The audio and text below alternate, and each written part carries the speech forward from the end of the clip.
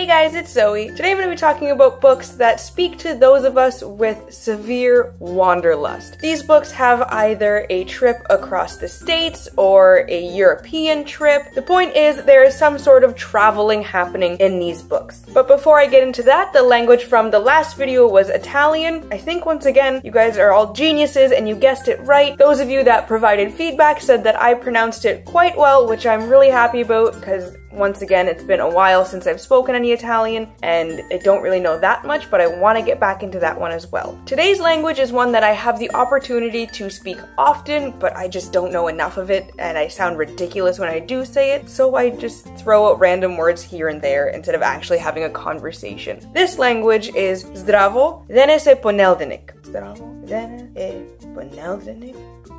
I don't know. Ugh. I hope that went well.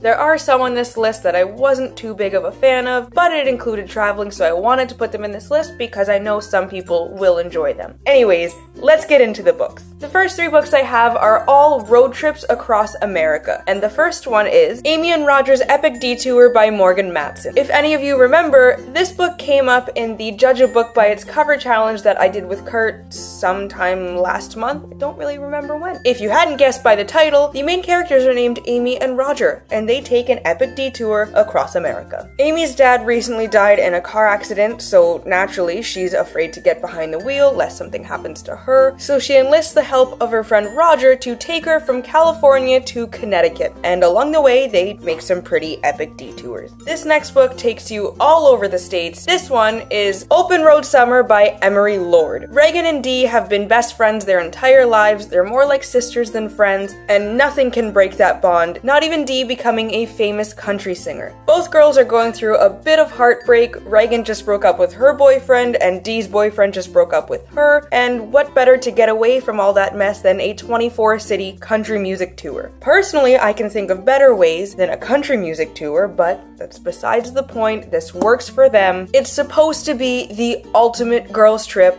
but then a boy named Matt comes in and just ruins everything, as boys are wont to do. Except you, Curtis. I love you. You don't ruin everything. Welcome. He's got this whole boy next door thing going on that Reagan is really feeling, which really throws a wrench into their whole girls-only, boy drama-free summer that they had planned. This next one is the last American road trip story, and that is How My Summer Went Up in Flames by Jennifer Salvato Doktorski. This one, kind of like the last one, is a road trip to get away from an ex, but in this one, Rosie's parents kind of force her to go on this road trip because she went a little crazy. She might have set her ex's car on fire, she might have stalked him a little bit. I mean, she thought it wasn't a big deal, but then she gets a restraining order, so you should probably just skip town for a little bit to get away from all that and clear your head a little bit, you know? It's not a healthy way to live your life. It's also kind of an illegal way to live your life, but why nitpick? So Rosie goes on this cross-country, clear-my-mind road trip type thing with her best friend Maddie, his best friend Logan, and Logan's older brother Spencer. Rosie would rather be doing literally anything else other than going cross-country with her friend and a couple of guys that she doesn't know all that well. What she really wants to do is pretty much hitchhike back home and win her ex back, which is in direct violation of a restraining order, but, you know, teenagers.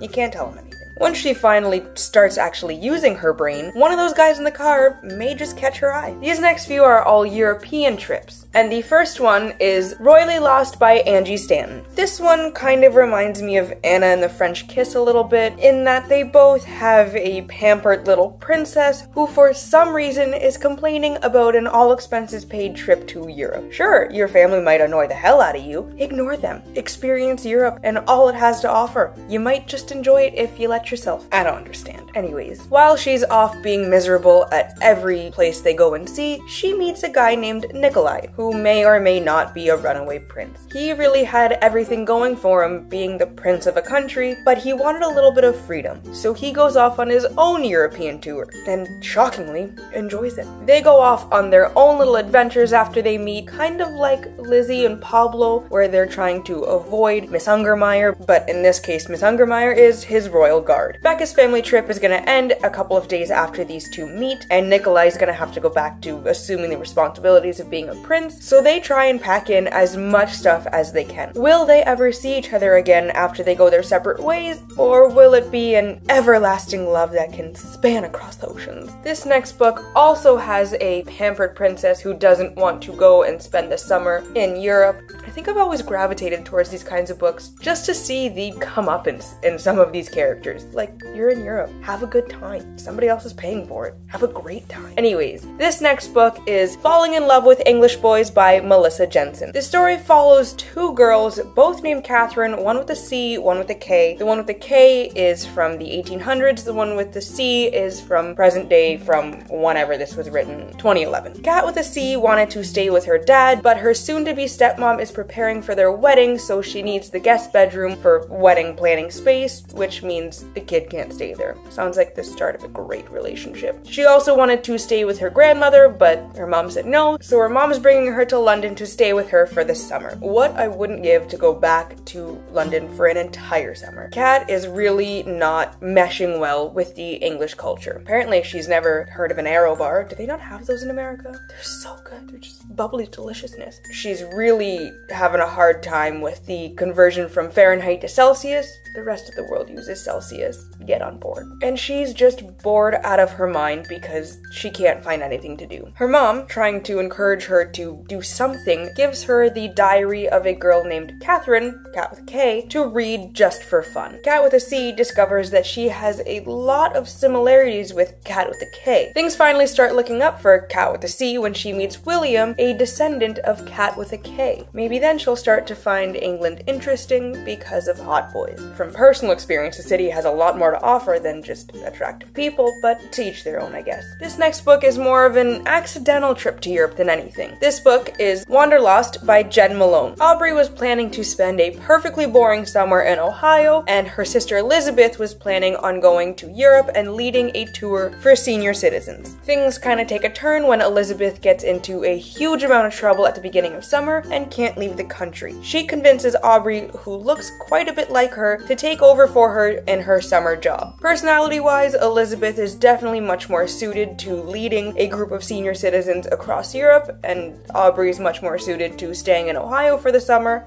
But when do things ever go as planned? Things take an even bigger nosedive when Aubrey loses literally everything. She loses her phone, she loses the binder full of facts to help her survive this trip and make everyone believe that she really is her sister. But while she's losing everything, she gains an unexpected guest in the form of the tour company owner's son, Sam. Sam really starts falling for her, and Aubrey, against her own will, is really starting to like him too, but Sam thinks that she's Elizabeth. Things start to get a little confusing there because he's falling for Elizabeth, but it's really Aubrey acting like herself, but kind of acting like Elizabeth. He doesn't know how confused he is because he thinks she's Elizabeth. Aubrey's little relationship with Sam has the potential to ruin her relationship with Elizabeth. Aubrey's trying to process all of this boy drama and this semi-stolen identity drama while trying to make the most of experiencing 10 different countries in Europe. This next book is one that's a little bit different. It has a girl from England traveling to Italy instead of somebody from America traveling to Europe, which is usually the case in these books. But this one is Flirting in Italian by Lauren Henderson. Violet is planning on having a great time in Italy. She convinced her mom that she's going there just to add a little bit of extra meat to her college applications, but what her mom doesn't know is that Violet's going to Italy to try and figure out where she comes from. While at a museum near her home in London, Violet stumbles across a painting of an Italian aristocrat who could be her twin. After a bit of digging, Violet finds out that there is a place in Italy where she can go that is near the castle where the portrait was painted. While in Tuscany, Violet has two main objectives. The first is that she wants to find out whether she really is related to this woman in the painting, and the second is that she wants to find some hot Italian guys. This next book is also set in Tuscany, and this is Love and Gelato by Jenna Evans Welch. In this next one, we return to a girl who doesn't want to be where she is,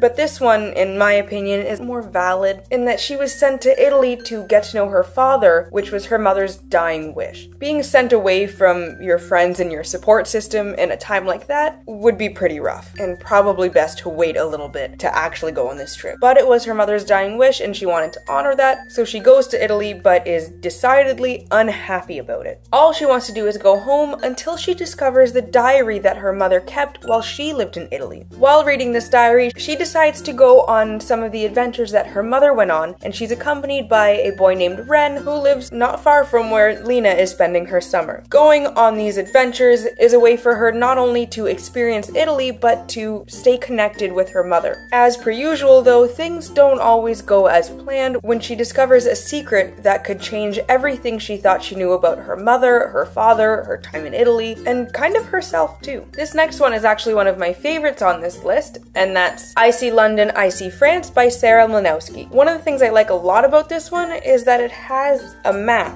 on the end papers of where they go. That, and it's one of the only ones that ends up in Greece for a little bit, and I can't not love that. And on top of that, the characters are a little bit older. They're 19 in this one, and I relate to that much more than a 16-year-old. So Sydney has the perfect summer mapped out. She's planning on spending just over a month traveling all around Europe with her childhood best friend Leela. As they're about to board the plane to London, Sydney spots Leela's cheating ex-boyfriend. Naturally, he's on the same flight as them, and he has a really hot friend tagging along. Suddenly, the girl's trip is interrupted by cheating ex-boyfriend and hot friend, which really changes the entire tone of the trip. It was supposed to be an epic girls' trip, and now it has a ton of boy drama to deal with, especially when Sydney starts falling for hot friend. And again, especially when they decide to keep that a secret from Leela and cheating ex-boyfriend. The next one is the only historical fiction, non-contemporary, male main character book on this list, and that is The Gentleman's Guide to Vice and Virtue by Mackenzie Lee. This one also has a map, which is fantastic. In this one, Monty is going on his grand tour of Europe with his best friend Percy, with whom he kind of happens to be in love with. As this book is set in the 1700s, that was really frowned upon, so it's an impossible crush, and Monty really has to keep it to himself or face some pretty dire consequences. This is supposed to be Monty's last hurrah before he takes on the responsibility of managing his family's estate, so he really wants to make the most of it. He wants to drink and gamble and sleep with as many people as possible, but that doesn't really happen. Not only is his younger sister Felicity tagging along, Monty does something a little bit stupid that turns into a manhunt, with Monty and co being the ones who are being hunted. As a bonus 11th book, I have chosen the most epic tale of travel that I have. It's more of a poem than a book, and this is The Divine Comedy by Dante. I'm totally kidding. This is a terrifying traveling book. I wouldn't want to experience any of these. The other adventures? Yes. This one? No. I'd rather not.